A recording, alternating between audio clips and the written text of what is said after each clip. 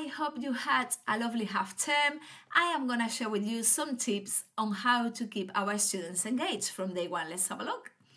First of all, always greet them at the door. Keep smiling, say how's your day going? Are you having a good day? I think this helps to set the tone of the lesson. Listen to what your students have to say. Sometimes we are busy preparing something like an activity, but actually the students may have a different view, a different way of doing things. Respond, but don't react. One rule for me is that I never shout. I don't think shouting gets me into a good place. I rather think that it makes things worse. So if you have to tell off a particular student, stay calm and stay relaxed.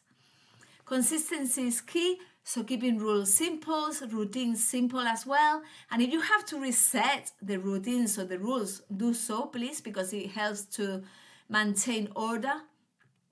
Use adaptive teaching when possible. Remember, it's not about creating 20 worksheets, it's about reacting and responding on the go.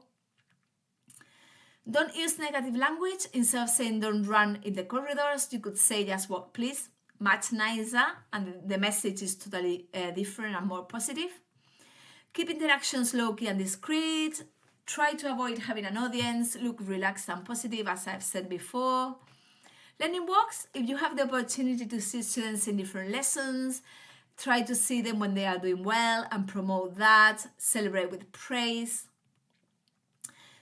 Events like European Day of Languages, Year 9 options, parents' evenings. Try to sell the subject and try to talk about how the students are doing so well, what you do in lessons. Try to promote in every occasion.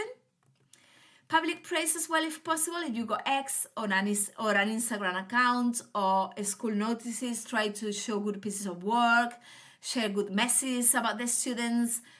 Things that are happening in the classroom, I think is really important as well for parents to see what you are doing with them.